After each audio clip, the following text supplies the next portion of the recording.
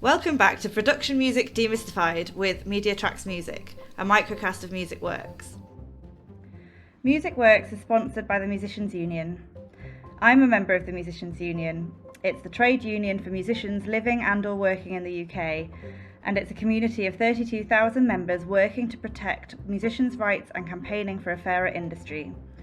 As well as campaigning to fix streaming and keep musicians working in the EU post-Brexit, the union collectively bargains for musicians working in orchestras and theatres and sets minimum recommended rates for freelance musicians working in other sectors. Its expert staff provide contract advice, legal advice and assistance, and a range of benefits and services to help musicians in every aspect of their work. Be part of something bigger and get the recognition you deserve. Join now at themu.org. Hi Maria, thanks so much for joining us. Hi Katie, it's a pleasure. It's really nice to be on this side of the podcast as well. Yep, welcome to the screen side of the podcast. So this is María Cecilia Ayalde Ángel, freelance sound engineer, and you are here to talk to us today, Maria, about recording and mixing for sync. But as well as that, you're also a member of the team at Polyphony Arts, and you've been working a lot with MediaTracks, and MediaTracks and Polyphony Arts being the two partners on this podcast. So a really great and knowledgeable person to have to talk to us about this today. So thank you so much. Thank you, Katie. Would you like to start by telling us a bit about yourself and your career? Yeah, absolutely. So I am a sound engineer. I studied in Colombia back home, and I've been working for a couple of years in live sound, but also in editing and mixing for sync. So I've worked with a couple of sound libraries and record labels such as MediaTracks as well. So I have a bit of experience on what we're looking for when we're mixing for sync, how the music is going to fit into the audiovisual, what aspects to keep an eye on, and well, definitely how to make the best of a recording with whatever budget you have. So that's basically what we're going to talk about today. Perfect, brilliant. So we talked about this before the episode, didn't we? I know nothing about mixing and recording whatsoever. So we're going to have a conversation between someone who knows about it and someone who doesn't, and hopefully that'll strike a nice balance for those of you listening who might be at different stages of knowledge and expertise, and have different questions about the various elements of this. So where shall we start? Shall we start with equipment? Is that a good place to start? Well, I think the first step before equipment would be, well, the recording process and the mixing process is a chain, and every link depends on each other. But the first one and the most key one is where you are recording, the space that you have. And that's something that I would sometimes overlook, and we think, oh, I'm just going to record, I don't know, in my living room. And sometimes that can work, but sometimes you might have a window very close to you, or in my case, the Seagull Central next to your window. So the space to record is key. And there are some, obviously, ideally you would record in a studio, but that requires a specific budget. You can make your own tricks and your own things to have the space you need. So I know people sometimes pick a small room and use very thick blankets to kind of make it dry, to stop the reflections of the room, to make it work, if that's what you want. Otherwise, if you want a really big reverb, like wet space, you can look for a hall or somewhere else that you can record. But I think that would be the first one, to really look for your acoustics. Yeah. And what would be people, if anyone listening isn't sure what they're looking for in terms of acoustics, would that be something that was inherent in the type of music that you're wanting to produce, or, Definitely. What I would say is always have a reference. And I guess that works also for composition and production. You have a reference of kind of where you want to be, have a reference of how you want to sound. But if you cannot have a choice, I would say the best thing is bring the cleanest recording you can, because you can add effects on the post-production stage and the mixing, while you cannot fix mistakes of recording that much. Sometimes we get things delivered being like, oh, it's going to be saved in post-production, and we can do things, but it's not magic. So yeah. Sure, absolutely. Great. Okay, so space, and then what's next? Yeah, and last not on space, egg cardboards. That's a complete myth. That does not work. That is just for movies. So forget about that one. Yeah. Well, I would say then it's the equipment, and how Helen Lyon said in the previous episode, which was brilliant. And if you haven't listened to it, go and check it out. Do research on everything you're going to buy, because all these things come with features and really nice names and buttons and colors, and they sound really appealing, and they will try to convince you to get it. But not every time the more features, the better. So we're prone to get, I'm going to get an interface of 8 channels because that seems better. However, think about what you're recording. Are you a solo artist? How many things are you going to be playing and recording at the same time? Perhaps it's just 2 instead of 8. So if you're going to record 2, maybe you can invest on a better sounding interface with better preamps, for example, an Apollo Twin, except instead of a 16 channel, 8 channel interface, that's just going to be maybe more channels but less quality. Same with what microphones you're going to use. Obviously, if you have unlimited budget, you can have a different microphone per every instrument you want to record. But you can think, how versatile do I want my microphone to be? Or am I just going to record vocals, right? So you can research all the tech specs, and if you can go and make a test recording with a microphone, see how your voice is captured there. I've always heard, oh, this microphone, the U87, is super good for vocals. Everyone loves it. My specific voice, I've tried it, sounds really sharp and thin on it. So I personally don't use it, but it might be. It's a case of every instrument. So research before you invest on any equipment you want, and try to be as versatile, I think, with the equipment you have. Yeah, and the potential for something to work for other people and not for you is definitely there then. Definitely. I would say if you really want to go for a versatile microphone that does everything, I guess it's not a secret, but the Shure SM57, that's like a go-to for everything, but you might want to test it out as well. Great. It's always so difficult, isn't it, with equipment? I remember when I was starting podcasting, I just really wanted someone to sit down with me and go, you just need this model of this model of this model of this. And then that just wasn't really available. And then the more I've gone into it, the more I understand why. There's just Exactly. so many options. And whatever you look online, every page is going to try to sell you something different. So I think the best thing to do is go on forums where like actual sound engineers or actual musicians are discussing, or get a friend. And the best thing is you yourself with your ears. If you can go to a shop and try it out, that would be the best, I think. Yeah, I do. Great. Okay, so we've done our space research, we've done our extensive equipment research. Absolutely. And you have your pretty good recorded tracks and you're ready to mix. So what I say, in my case, the first thing I do, even before I hit play again, is I organize my session. And that's really, really key. I know a lot of people that are super strict about organizing, super people who aren't. But in my case, I feel it's very good to have a good visual organization, but also signal flow. And what I mean with this is we all have specific computers with a limited RAM and a limited capacity, and we want to make the best use of those computers. So if you have a really messy session that might be using the signal ineffectively, it could make your computer to start to be hung and collapse. So how I do it normally is I organize by the groups of instruments. Whatever order makes sense for you. In my case, I always start with drums and percussion because it has the wider frequency range. So you have a drum kit that has a kick that is really low frequencies, and you also have a crash, a splash, a hi-hat, which are in the 8,000 hertz maybe. So when you have that big range of frequencies mixed and balanced, when you bring in the other instruments, it's not going to start fighting against frequencies. It's just going to complement and sit well. And then I move on with harmonic instruments like bass, pads, keys, guitar, and strings if you're doing anything orchestral. Then melodic instruments, maybe a flute, a lead guitar, vocals.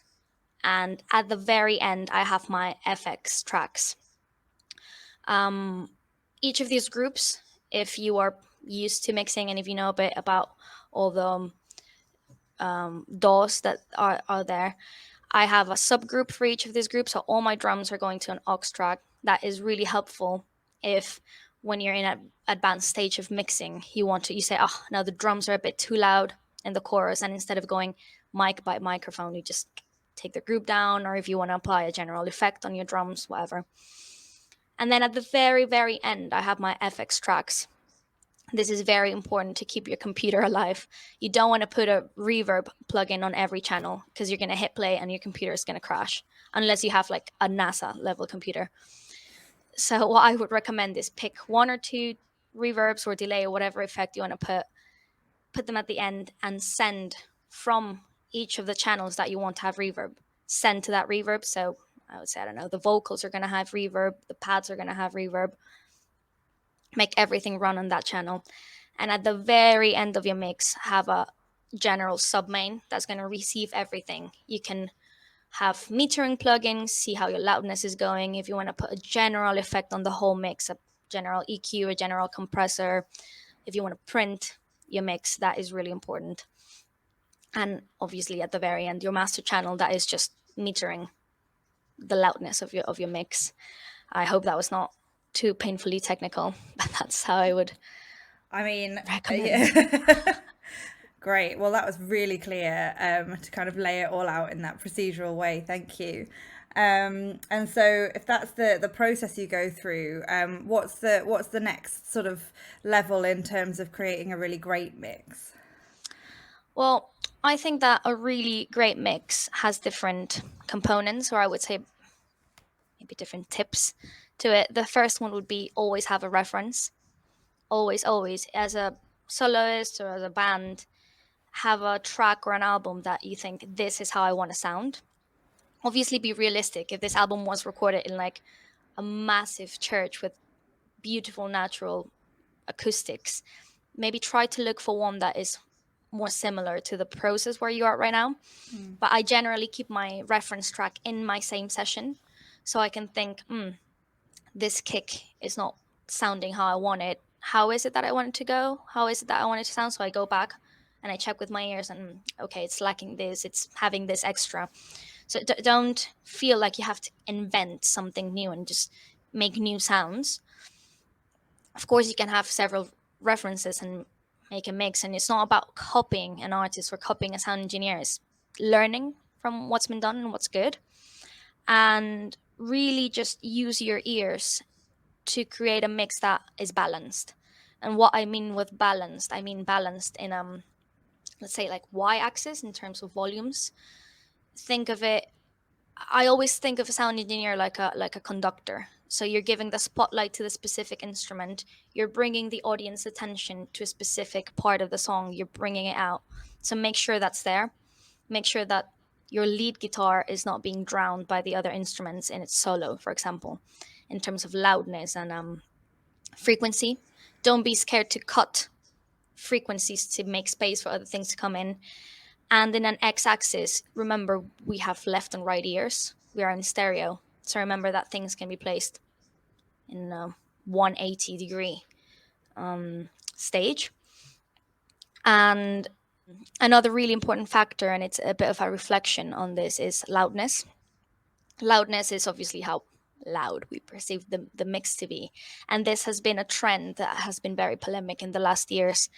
Since basically the early 2000s, we've seen a phenomena in audio that things are just being louder and louder and louder. Since the introduction of this like Hollywood pop, just the tracks have been insanely loud. And don't get me wrong, I love that music. We were just talking about Christina Aguilera coming to Pride and Bryson, and I love Christina, love Ricky Martin, Britney. But all the tracks are really loud. And what we're doing with this is we are taking away an element of expressivity that's really big in music, that is dynamic range. So we have classical music, for example, if you've ever attended a concert, you have pianissimo, you have mezzo, you have forte, and you have all this range that is a key element in music expression.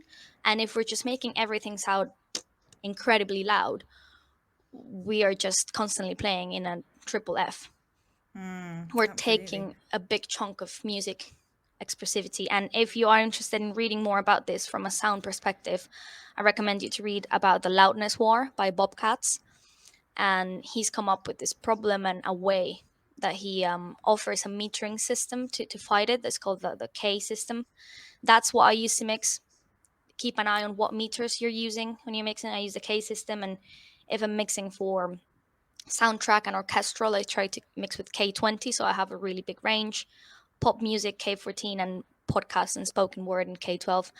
It's up to you what system you choose, but just keep in mind how, as a sound engineer, what you're doing is you are like a gatekeeper of music. So you got the band and the recording bringing you amazing music, hopefully, and it's in your hands to either open that and give that to the audience in a respectful way, and like a way that truly reflects what the music intended, or you can completely give a distorted image of what you received and completely mess it up. So it's a big responsibility, even though a lot of people don't think about the sound engineers in the process. It's yeah. Yeah, that's true, isn't it? I love that analogy, the gatekeepers of the music. It's true though. You're representing effectively people's ears in a live setting. Exactly. For recorded music. Yeah, absolutely. Exactly. And yeah, I think we can definitely think about the loudness in terms of how we're going to respect the musician's intentions, but also how we're going to train, or not train, but present it to audiences. Because since this phenomena started to happen in early 2000s, it's been presented more and more that a group of people are shown a mix of one song and a mix A and mix B of the same song, and mix B is just the same song louder, and people immediately think, oh, mix B sounds better. And that is like, I've been part of that. I've also done this experiment.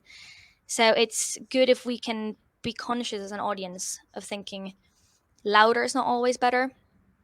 Also in terms of just our general health, of like our listening health, it's good to be able to appreciate the softness and the dynamic range.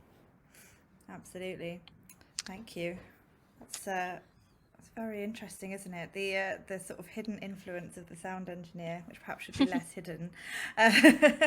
Being Yeah, able well, to. my professors always said, a sound engineer does a good job when it goes by unnoticed.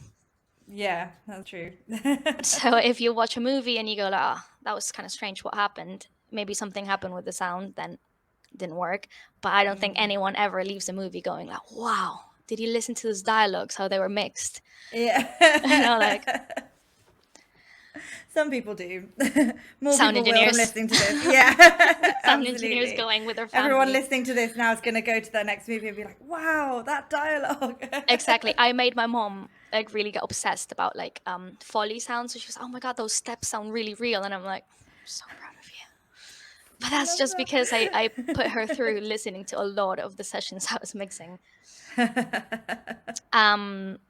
Yeah, so that is the mixing process. And then when it's going to go to mastering, I would really suggest, first of all, when you're mixing, have consideration for your master engineer. Don't mix too close to clipping. Give them enough space, dynamic space, for them to be flexible and creative into how to bring your track to a commercial level. If you're using the K system, that means mixing around the zero. Don't stay all the time super close to clipping. And I really suggest having an external mastering engineer, someone who's not you, for two reasons. One, it's always good to have another pair of ears. You might get a bit frustrated with the mix, so you've been doing it for so long that you're subjective. But if you have another pair of really educated ears, they might give you some insight that you just didn't pick up on. And secondly, I think mastering is a process that requires really good equipment, because it's a process about just a chain of very high quality but slight processes, compressions that require really specific equipment. So if what you just have at home is a home setup, that's absolutely fine. But I would trust a master engineer who has the experience, the equipment, and the extra pair of ears to take your track to that level. And yeah, I think that's it. That's how to get your track from the space that you're recording to handing it to your master engineer, hopefully having a really well mixed and mastered track. Fabulous. Thank you so much. That was really clear and You're welcome. very enlightening. I hope it wasn't too technical or boring for non-sound engineers. Well, we've all learned something, I think. Oh, thank you so much, Maria. It was not boring at all. Really, really interesting as always, and lovely to Thank you. chat to you. Thank you so much for your time and expertise. All right. Thank you. Thank you for having me as a guest. And yeah, continue to enjoy this really informative podcast. Thank you.